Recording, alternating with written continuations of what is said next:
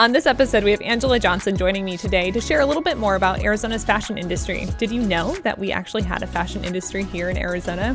I was personally really surprised to hear about that. So Angela is the co-founder of the Arizona Apparel Foundation, as well as the co-founder of F.A.B.R.I.C. She hosts a local podcast called Behind the Scenes. So if you're interested in the Arizona fashion industry and want a behind the scenes look as far as what that entails, we encourage you to listen to this podcast.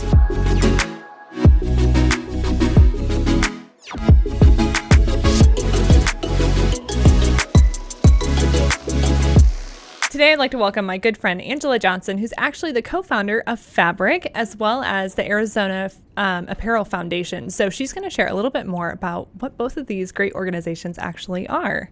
Thank you. You bet. So F.A.B.R.I.C. actually stands for the Fashion and Business Resource Innovation Center, and it's a fashion incubator. Basically, that just means it's a place where we help fashion businesses grow. They can find all the resources that they need in one place, and basically not have to leave Arizona to go to LA or New York, where the typical industry resources are located. And then Arizona Apparel Foundation is the nonprofit that we formed in order to help designers go through the process more affordably. So the foundation actually supports scholarship winners into a Designers in Residence program. The foundation actually provides discounted and free programs and services like classes and events and a directory and newsletter and all kinds of support services for the designers. And so it's basically not only everything under one roof, but also a way that somebody can enter the industry affordably because of the support of the nonprofit. I think one thing a lot of people are really fascinated by is the fact that in Arizona, we have a fashion industry. How long has that industry kind of been around? And, how has it grown over the years? Good question. So a lot of people don't know this, but in the 80s, there was a significant fashion industry in like downtown Scottsdale.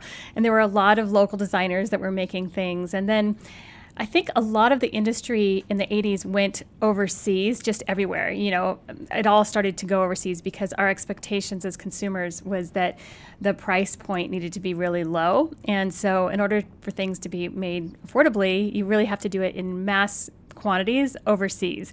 And so, where people don't get paid very fairly and things like that. So you kind of saw the industry move away, and it left Arizona and really didn't have much going on here for a long time. And then I had a clothing brand in LA, and I moved back here in 2001.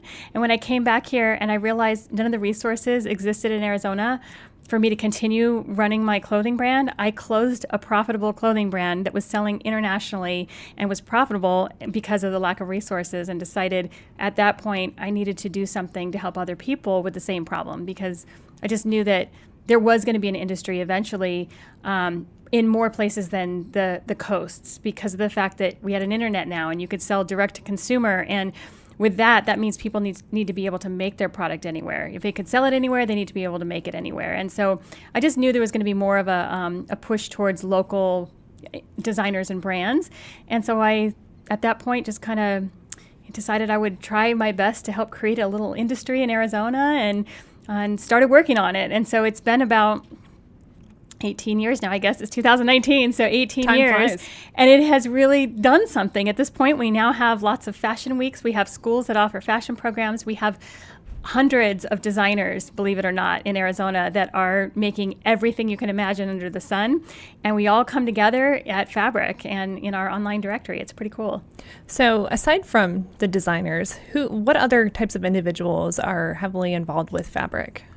Wow. So F.A.B.R.I.C. has everything. So it's not just the designers, but it's all the support services too. We actually have a whole entire marketing building that's as part of F.A.B.R.I.C. that has 5 different branding and marketing companies that help the designers get their product into the hands of the consumers. And then within the actual building of F.A.B.R.I.C., we have all the other support services. We have a F.A.B.R.I.C. store with people, other entrepreneurs that run these different businesses that I'm talking about. They actually help the designers find their wholesale fabrics and trims. We have a screen printer, so if the designer needs logos on things, we have that. We have a couple of video production companies, a photographer. You name it. It's pretty much everything is inside that building. So you really don't have to leave, and it's not just designers. And designers need all of these things, or you can't really run a brand. And we just make it so that you can do it all here. You recently hosted a fashion show. Can you tell everyone a little bit more about what that was and what people were able to see at that event? Yeah, so this was one of my favorite shows. Every year, our nonprofit puts 3 designers through a designer in residence program. And basically, we scholarship these people in because we feel like they have something to offer. They have a niche product and they have a promising business plan, and they've already started and they just need the resources. And so what we do is we basically give them a scholarship into all of the classes and the consulting that a designer needs to now go from hobby business to manufacturing. So they learn tech packs and all of the technical engineering of their products. Then we actually support them with their pattern making and their sewing, and then we provide them with all the $5,000 marketing package, and then provide them with this amazing runway show. So that show, it gets better every year, and this one was the best we've had so far. And these designers just knocked it out of the park. They are incredible, and they're doing really cool things. And that's the great thing about this event. It's called Cultivate. You get to see what's happening at F.A.B.R.I.C and experience, firsthand what the designer went through. And they go through it in 6 months. So it's an accelerator program, because normally it takes about a year to design and develop a collection and then actually manufacture it and do everything that you would need to do that they've been doing. And so what they could accomplish in that 6 months is mind-blowing. And the ideas that these people have are amazing. And so they're creating products that are filling a need that just haven't been filled before. For example, one of these brands is called Naked Rebellion. And the designer is actually the the costume designer for House of Cards. And when she was out trying to find undergarments for every skin tone to match everybody on the show, she couldn't find it. And so her brand is to actually solve that problem. So she's created an entire collection of bras and underwear that are super flattering and comfortable, and they come in I think it's 12 shades of skin tone.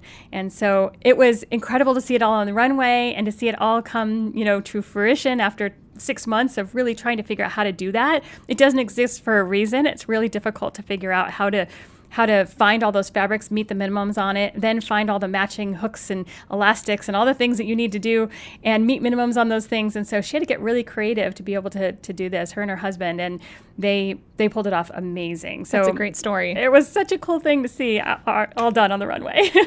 The one great thing about the Cultivate event is the fact that it's open to the public. So you sell tickets for it, and anybody that really appreciates fashion or the arts community is able to attend.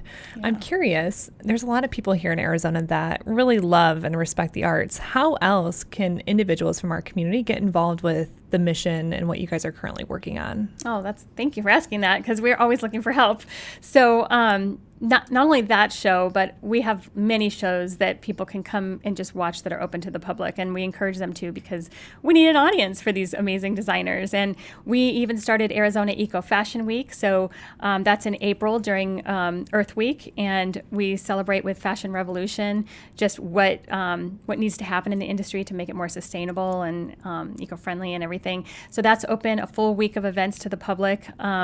We also do an anniversary party that's open to the public. We do a big annual fashion show called the Label Hoard Fashion Show, where we feature one piece from each designer that we can get our hands on. So about 60 designers are in this show. Wow. It's like their one signature look, and that's open to the public. It happens during Tempe, the Arts Festival, and that's just for signature shows. We have an event space, and people can actually have their own events there, and so there's probably a show every weekend that happens there, and they're usually all open to the public, and you can find all those shows on the calendar that we have on the website. So if you just go to fabrictempe.com, there's a calendar, and you can join us that way. But you can also volunteer to help out at these shows, or you can even volunteer to do anything else. I mean, we need volunteers to basically watch the front desk, to help teach a class, to help at events, like I mentioned, to paint a wall. I mean, there's so many things that need to be done in this 26,000 square foot building that we have. And so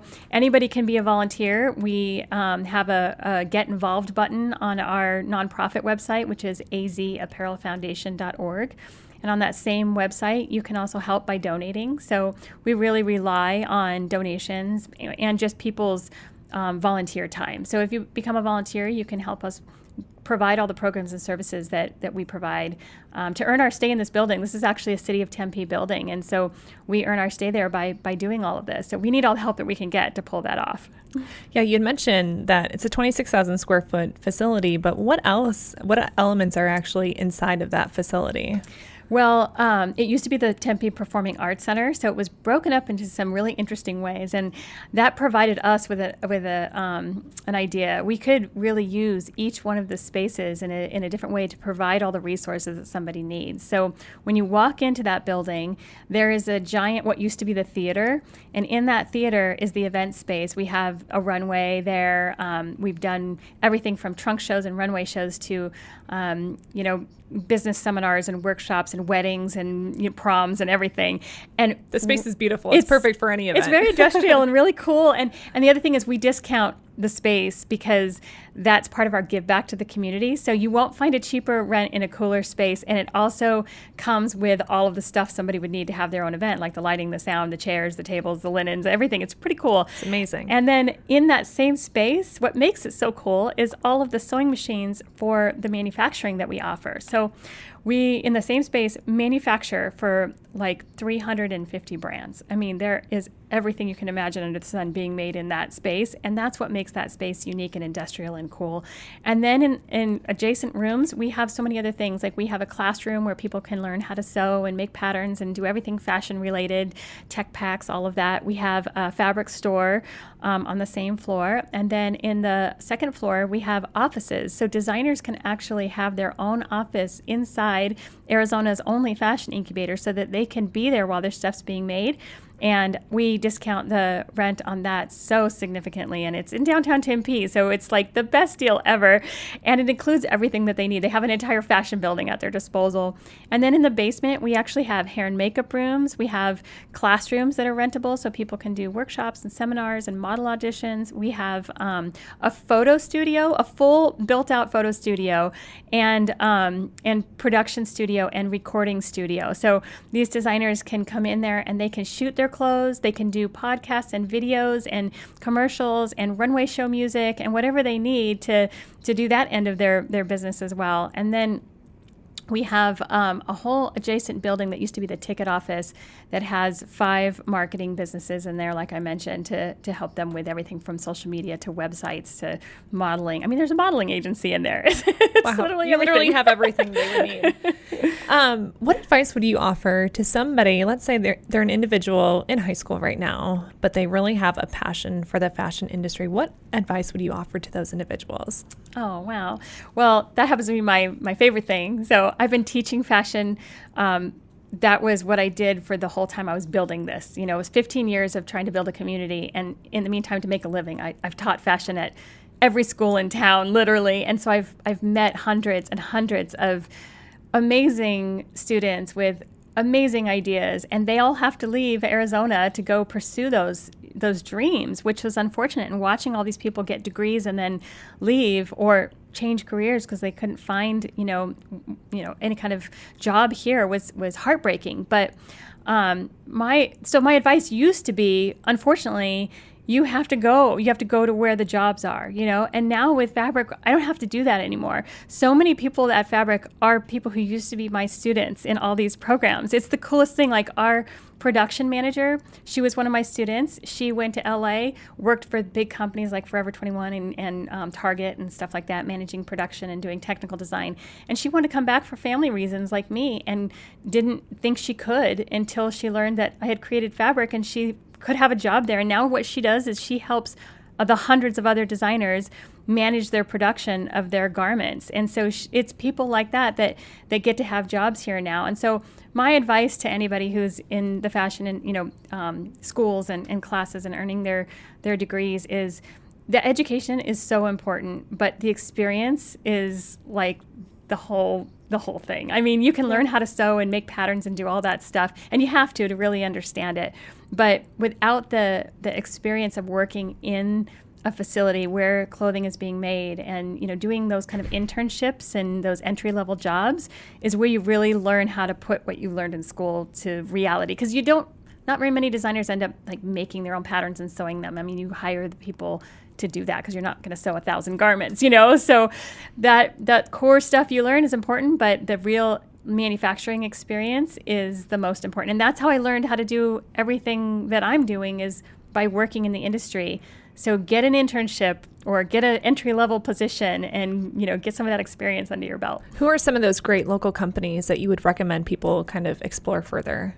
So there are, God, it's so crazy how many people we now have, helped at F.A.B.R.I.C. And so many of them are inside the facility now. So somebody could actually come to F.A.B.R.I.C. for an internship and either work for the stuff that we've been talking about for the manufacturing as an intern, or they could work under a designer or brand that's there. And we have brands like the Naked Rebellion brand that is actually staying in the building even after their scholarship is over. And they always need interns as well because they're going to make it big, and they're already like so close.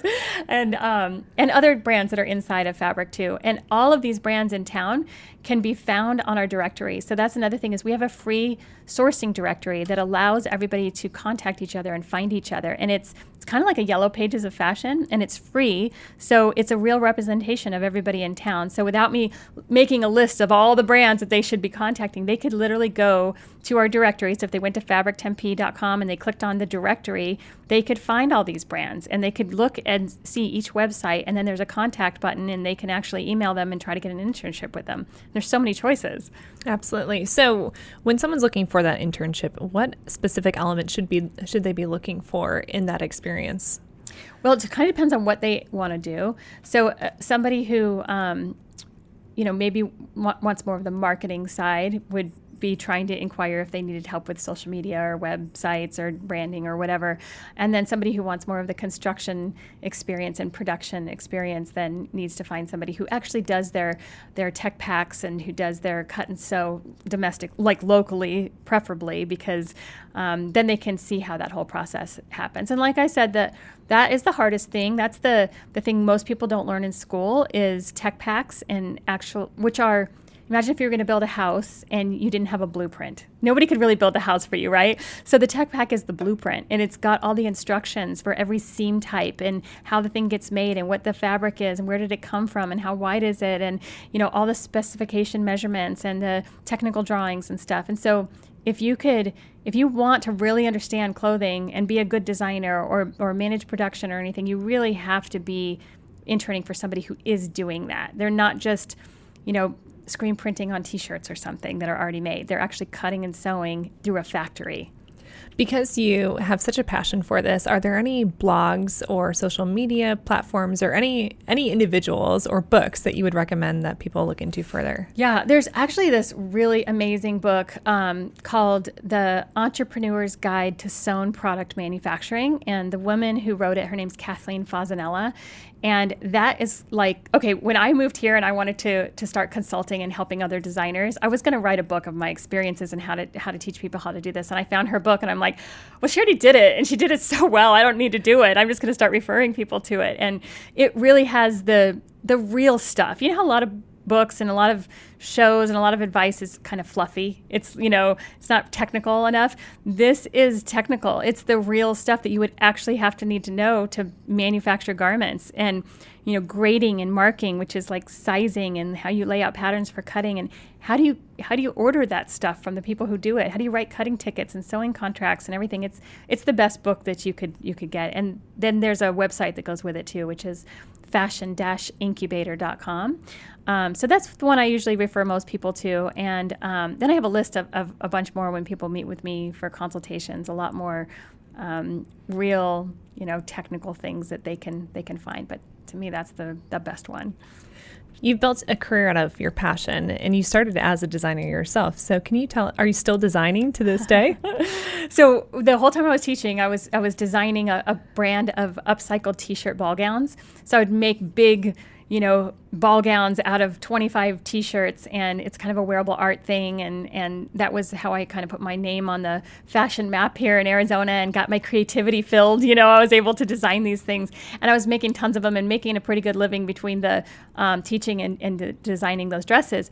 But when I opened F.A.B.R.I.C, I kind of had to put that aside a little bit and stop marketing it and really not focus on it because I'm so busy trying to, deliver all these programs and services and help these hundreds of designers.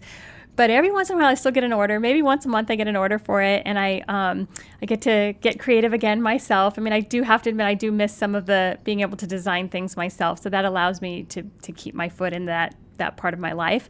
And the Tempe Center for the Arts asked me to put in my collection. It was almost like a retrospective in a way. I got to grab a bunch of pieces from old customers and things that still, had them, and put them into an exhibit that was up at the Tempe Center for the Arts for like 4 months, I think, which was really cool. Absolutely. Yeah, you definitely have a gift. And I think as you're working with other designers here in the local market, they probably really respect the fact that you were once in their shoes, and you can definitely relate to them. As we transition in the conversation, I really want to get a better sense of how you're partnering with corporate America or other, influential leaders here in the community, and how else can they help you? Oh, that's an awesome question. So this whole thing has been around for almost 3 years, and we had to get very creative about how do we do this, because like I said, manufacturing really is hard, and you don't find factories that are willing to do small quantities for you because they don't make any money until they make thousands of the same thing. So when you're a small brand, even finding a factory to do small quantities is impossible. And our whole goal is to do that. So we have set up this really unique model where we're offering no minimum manufacturing, which means a designer can make 20 pieces if they want to, or 100 instead of 5,000. So it makes it more doable for them. And so in order to do that, I mean, we're going to lose money on doing that, right? The manufacturing at no minimums means it's a loss. And so we have to support that some other way. So the creative model that we've come up with, and when I say we, it's my co-founder Sherry, Barry, and I, and she was the brains behind how this would work. And basically, the loss of manufacturing is supported by the event space and by the rentals of the offices and all the photo studios and all the things that we offer for rent, basically. And that should kind of balance out the loss of the manufacturing. But just to be able to then go beyond that and actually draw a salary and pay employees, we actually need, a lot more money coming in. And so we come up with a lot of creative ways that, we can fund what we're doing and support what we're doing. People can name rooms in our building for as low as $200 for the entire year, up to the most expensive, which is like $7,000. And it's the main event space, you know what I mean? So there's really affordable ways for people who want to support. But what we really need is for some big corporate sponsor, to come along and go, wow, you guys are disrupting an industry. You're actually creating an industry in Arizona that didn't exist before, and supporting it and providing technology and providing sustainable practices too, because we're a zero waste factory on top of all of this. Not only are we no minimum, but we're zero waste, and providing jobs and providing entrepreneurship. I mean, there are so many businesses that have been able to start because of this. And now we're having a problem because a lot of those businesses are growing and we can't even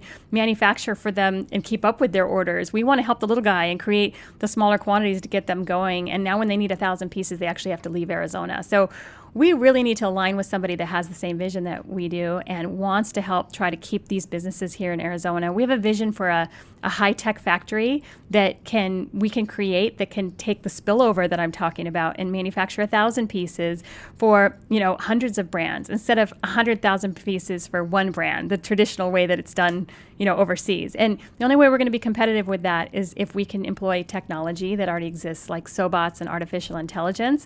And so we want to bring that to Arizona. It exists, and nobody really has domestically figured out how to do that. We know we can do it. We're already proving the model right now, and we just need the funding. So we're 3 years in to this nonprofit. We're Gold Star rated on GuideStar. We have 570 registered volunteers that have contributed about 40,000 hours. So we have a community, we have proven success. We couldn't be more fundable at this point. We just haven't had the bandwidth to actually look to ask. Well, hopefully this will help get that story out there, and hopefully we'll find somebody. No, what you're doing is definitely making a huge splash in the local market, and we're very fortunate and thankful that someone like you has taken the time and put so much energy into developing something so special. Thank you. I'm curious, as you're having conversations, I'm sure a lot of people are surprised to hear what your profession is, because a lot of people just don't even know that exists here in Arizona. What else are people surprised to know about the fashion industry in Arizona? I'm sure you kind of get a lot of interesting questions. Yeah, well, everybody is surprised that there's a fashion industry. You're right. Like most people are like, wait, what? And then when they learn just how many designers are in it, that's a whole nother surprise. There are hundreds of them. And I would just also say most people are surprised by the diversity of not only the brands and designers themselves, but the pieces that they're making and offering. And everybody always asks me, what does Arizona's fashion look like? Is there like a typical, like LA is more of a streetwear and surf and, that kind of stuff. That's what it was typically known for. There isn't really anything in Arizona. It's not what you would think, like cowboy shirts and, Western clothes. In fact, I don't know one. Oh, no, I know one that's doing that actually. But out of the hundreds, everyone is so different from each other. And at our factory, we have made, and I like to say this every single time, everything from wedding dresses to dog robes. And it's seriously like we have done both of those things and everything in between.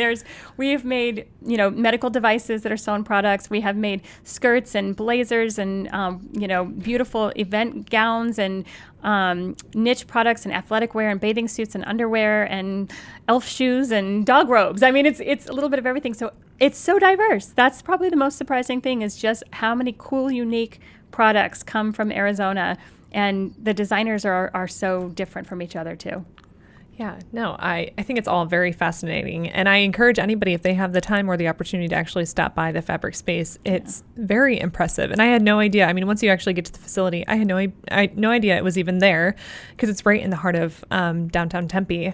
And the fact that there was so much cool stuff happening in there. And I was specifically really surprised to hear about your co-working space that you have in there. So anybody that's really looking to make a name for themselves or get further exposure into that industry and just needs a place to set up shop, whether that's over the course of a month or 6 months or a year, I think there could be a lot of great inspiration that comes from your space. Do you mind just sharing a little bit more about your co-working space? Oh, yeah. So anybody can come in and check it out. Like you said, the fabrictempe.com website has a big red button that says Tour Fabric, and you can schedule yourself into a tour. We do them 3 days a week, and you can actually see the whole space and it's deceiving, like you said, from the outside. You had no idea that there was so much going on in there. It's incredible. But the rentals of the offices are really important to us because that's, like I said, how we balance out the loss of the manufacturing. So, but we have this balance because we have to offer everything we offer at below market rates because that's part of our nonprofit's mission is giving back and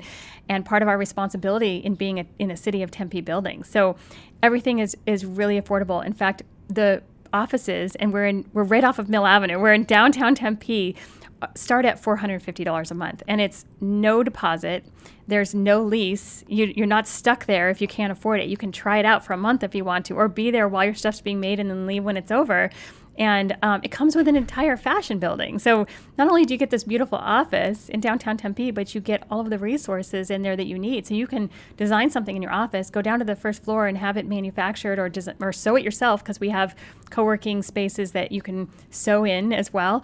And then you can go to the photo studio and shoot it and put it up on your website the same day with the branding people that are in there. So it's like, I think, an unbelievable value that we are able to offer that. And then you can come as a daily coworker as well. We have an office space that has Wi-Fi and a computer pattern making software that you can use, and then you can use the industrial sewing machines for the day. It's all $35 to do all of that. And so the machines are all the stuff that most people can't afford. They're thousands of dollars, and to make a garment look like it's quality, you need those type of machines. So it's all there for people to use. Really neat. So Angela, you're an Arizona native, and the Valley has changed immensely over, even in the last 10 years since I've been here. Definitely. Can you share a little bit more about, your experience as an Arizona native and how the Valley has changed so much over time? Wow, it's an understatement how much it's changed. So I grew up here, and it looked very different. In fact, the 51 freeway wasn't there. The 101 freeway wasn't there. None of those things existed. It was the I-17 and the 10, and that was it. And to get from the north of the valley to the south of the valley, you had to take Scottsdale Road when I was young and when I was in high school and everything. I mean, that's dating me big time. But basically, I went away for about 6 years to go to LA to get my degree in fashion. And I did that because there wasn't anything like that in Arizona. There was no fashion programs that I really knew of. And so there wasn't a lot going on. It was typical kind of Southwest. And when I got my degree, and then after I worked in the industry for years and I had my own brand and everything, I wanted to come back for family reasons. And my grandmother actually passed away, and I came back to take care of my grandfather.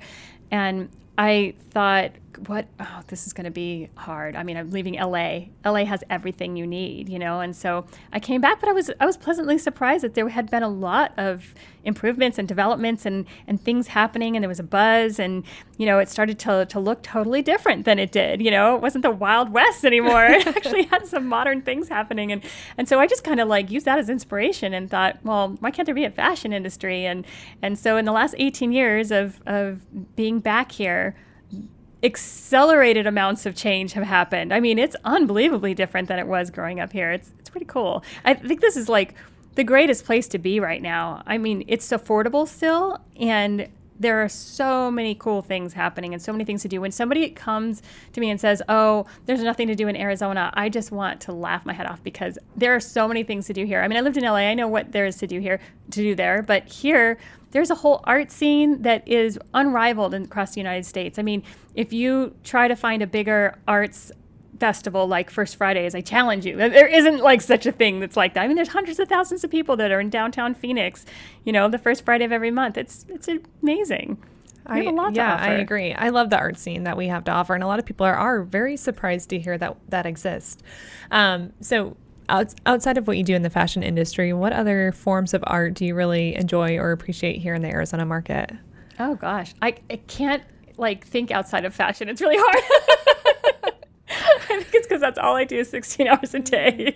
So, I mean, this is going to be weird, but I've always been into board sports. And so I have an appreciation for skateboard art and things like that. And so just art in general, I mean, graphics and things have always been a very big inspiration to me. So I enjoy that. I don't know. I would say just art in general. Yeah. You definitely have a great eye for it. That's for sure. So when you're not working, I know you have a family and you're trying to balance the work-life balance, but what else do you like to do in your free time when you do have it? That's the thing. So instead of me going and doing something else, I suck my family into fashion. So any kind of free time that I have, we're usually at F.A.B.R.I.C. And what's really cool is my whole family has been a part of what we do. My husband is an electrician, so he's done all the electrical at F.A.B.R.I.C. My son was our cutter, and still is. He's our cutter. So when you have to mass produce things, you have to cut giant piles of them with big scary knives, and my son does that. And my daughter, she's only 12 now, but she comes and she's the babysitter at the building in the summer for the other people who have children, and she watches the front desk and everything. And anytime a wall needs painting, our whole family is in there painting a wall. Anytime something breaks, we're in there fixing it. Anytime we need to move things around, we're all moving it. I think we just live, breathe, and eat F.A.B.R.I.C, but it's a way of life. Yeah, but besides that, we make time for my children's interest, and my daughter's a volleyball player, so we go watch a lot of volleyball games. And my son's a skateboarder, and he had his own little skate company when he was 12 years old, and sold in skate shops around the valley and everything. So we were big in the skate scene and going to a lot of skateboarding events and things like that. But other than that, it's pretty much fashion and fabric all the time. I knew you were pouring your entire heart into this organization. I didn't realize you were bringing your entire family, but it definitely shows. You can tell that you guys are vested and that you're really committed to making this thing grow. So it's a very special organization, and I'm really excited to see what happens over the course of the next couple of years. Would you mind just sharing a little bit more about some of your upcoming events or some things that other people should kind of take notice of? Yeah, I would love to. One major thing coming up is our anniversary party. Every year we do something to celebrate our anniversary, and this year we're doing our first plated gala. And so it's a fancier event that is meant to be a fundraiser for the nonprofit. In the past, we've done fashion shows and things like that. And so it's kind of a typical thing for us. This is an atypical thing for us because we've never done this. So wish us luck. But it's called Fashioning Arizona's Future. And it's going to be a sneak peek into the vision I was talking about. What are our plans for the future? What are we doing with this high-tech factory idea? And it's also going to be a celebration of just what we've done so far, and a lot of really cool entertainment and surprises and things. So that's actually on the F.A.B.R.I.C website as well, right on the homepage. You can click on the button that takes you to the tickets. And that's September 28th. And then after that is the Label Horde Fashion Show, which is December 7th. And that one, like I said, is the 60 designers that are all involved in the one show during the Tempe Center for the Arts. And the next one after that is the Arizona Eco Fashion Week, and that's always in April. So those things are always on our calendar of events. And like if you go to the F.A.B.R.I.C website and you just click on calendar, you can find our events, but you can also find every other fashion event that we know of in Arizona. So anytime we hear of anything, we put it on our calendar. We share it in our newsletter as well. So another way to kind of to know what's happening and to stay involved is to sign up for the newsletter. And it's not spammy at all. I know that there's a million newsletters people need to sign up for all the time, but this is kind of the one that if you like fashion that you can you only need this one, because I literally share everything that's happening at all the fashion weeks, at all the museums, at all of the galleries, at all of the designers' own, sales and shows and everything, and put it all into one bulky newsletter that goes out in the first week of each month so that everybody knows what to do and what there is and what opportunities exist and what jobs there are and everything. So that's probably the most important thing that I would say people could walk away with if they want to get involved or go to these things is hit subscribe. Yeah, I think those are all great events that people should seriously consider going to. And you can either go out for drinks before or after and make a whole night out of it. Yeah, because you're in downtown Tempe where all the action is. Right, absolutely. Angela, I wanted to thank you again for joining me on the show today and for sharing a little bit more about all the great initiatives that you're doing through F.A.B.R.I.C. Oh, thank you so much for having me. I really appreciate it. You bet.